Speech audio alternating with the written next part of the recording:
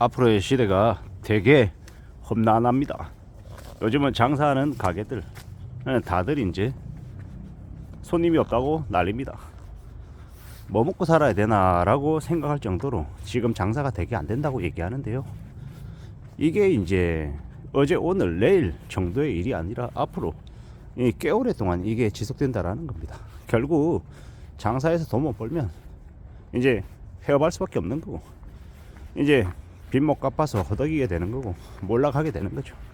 그런 일들을 겪고 나면 그 다음에 장사를 또다시 할 수 있겠냐라는 겁니다. 절대 수월하지 않은 상황입니다. 여기저기 곳곳에 비어있는 곳이 너무 많습니다.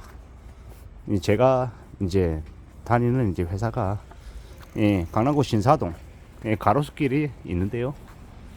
언론 뉴스로는 공실이 30%다 40%다 라고 얘기하는데 실제로 체감은요 절반 이상이 비어있는 것 같습니다.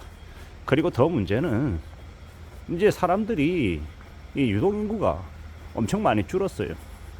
유령도시인가 라는 생각이 들 정도로 되게 분위기가 안 좋습니다.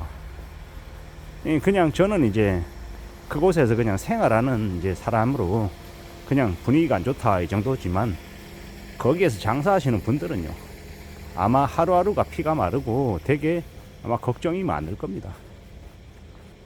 한 곳에서는 비어 있고 또 다른 곳은 또 공사 중이고,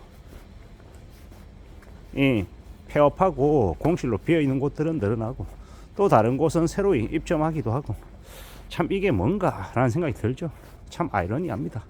한 곳에서는 커피숍이 폐점하고 또 다른 곳에서는 커피숍이 오픈 준비를 하고 있고, 점점 이제 몰려드는 사람들은 예전같이 못하고, 이런 분위기 속에서 이제 장사하시는 분들이 있는데 이게 언제쯤이면 나아질까 뭐 이런 이제 우려가 들죠. 2025년 뭐 5월쯤 되면 한한령이 해제가 된다면서요.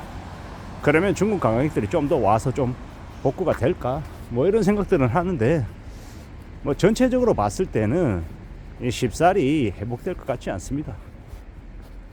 자영업 하시는 분들의 이제 매출도 되게 줄어들고, 직장인들은 직장인들대로 회사에서 바깥으로 내몰리고, 걱정 고민 깊어지고, 물가는 올라가고 월급은 제자리 걸음이고, 아니 어쩌면 지금은 월급이 제자리라 해도 월급을 계속 받고 지낸다라고 하면 그러면 불평불만하면 안 된다라고 얘기할 정도로 지금 이제 사람들의 사정이 이제 다 제각각 안 좋죠.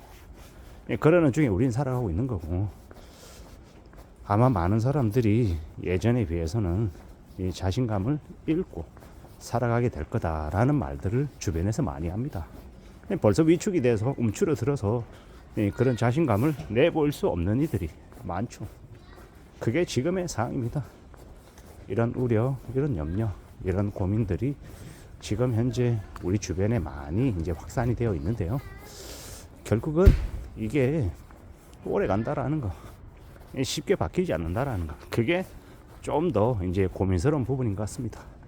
한국이라고 하는 나라는 저 위에 있는 이제 북한을 뭐 강제 개방을 시키든 아니면 어떻게 하든 진출해서 새로운 성장 모멘텀을, 이 반전의 기회를 만들지 않으면 아마 더욱더 어려울 것 같습니다. 근데 제가 드리는 말씀이 이게 금방금방 이루어질 수 있는 일들이 아니잖아요. 물론 2025년 하반기에 트럼프가 미국과 북한의 뭐 수교 혹은 뭐 대사관이 뭐 설치가 된다 뭐 등 이제 전격적인 뭐 발표 이런 것들이 있다라고 하면, 그러면 이제 그 이후에 또 새로운 기대를 품어볼 수 있을지도 모르죠.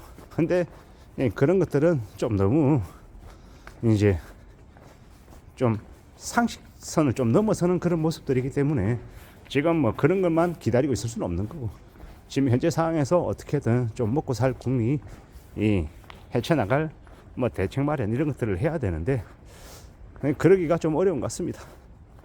소비는 심리라고 하는데 지금은 사람들이 전부 다 이 정치적인 혼란 속에 살고 있어서 더욱더 이 경제적인 부분으로 이 안 좋은 분위기가 더 이렇게 확산이 되어 있는 것 같다라는 생각을 해봅니다.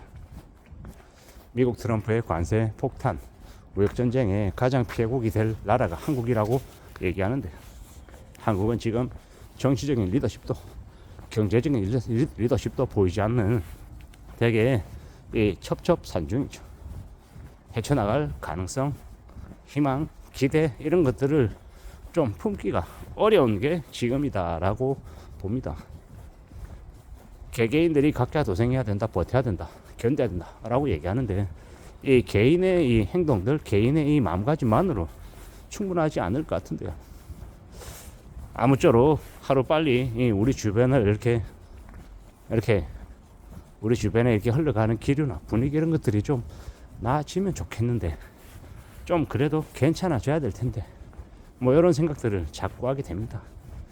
2024년 12월부터 지금까지 한 3달, 4달 경제가 이제 그때 이후로 많이 이제 꼬꾸라졌다라고 이야기합니다. 그 충격을, 그로 인한 이제 기회 비용을 어떻게 회복할 수 있을까요? 참 막막하죠.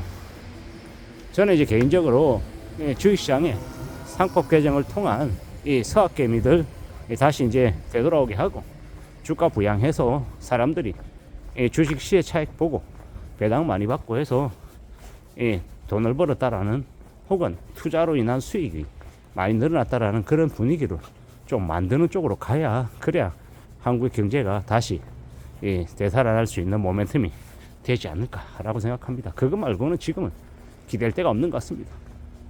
부동산 다시 부추긴다 그래서 사람들이 부동산에 관심 가질 수 있겠냐고. 쉽지 않습니다. 쉽지 않습니다. 게다가 지금 미국의 나스닥도 좀 예사롭지 않잖아요. 미국의 나스닥의 저 예사롭지 않은 저 분위기 때문에 이 개미들이 어디다 투자를 해야 되나, 이 나스닥에서 나와서 국장으로 다시 들어와야 되나, 이런 얘기들도 많이 하고 있는 게 지금의 사실이잖아요. 이런 때에 이 대기업 재벌들 저기 중복 상장에서 또 개미들 덩쳐먹는 일 말고요. 좀 그래도 이제 상법 개정 등을 통해서 주가 부양, 자본주의 시장법이 좀 그래도 제대로 좀 작동이 되면 그나마 주가도 올라가고 개미들도 좋아하고 그게 이제 내수가 좀 살아나는 쪽으로 분위기가 좀 바뀌지 않을까 이런 생각을 해봅니다. 지금의 이제 거대 야당이 그런 쪽으로 좀 방향을 좀 잘 잡아가고 실제로 실행되는 데까지 좀 추진력이 좀 생겼으면 좋겠습니다. 뭐 때문이다? 대한민국의 내수시장이 다시 되살아나게 하는 그런 밑바탕이 됐으면 좋겠다라는 바람에서 말씀을 드려봅니다. 지금의 시국에 돈 많이 모아놓고 함부로 새로운 곳에 뭐 투기하거나 욕심부리지 않고 자신의 마음을 잘 다스리고 낮은 자세로 잘 좀 지냈으면 좋겠습니다. 이상입니다.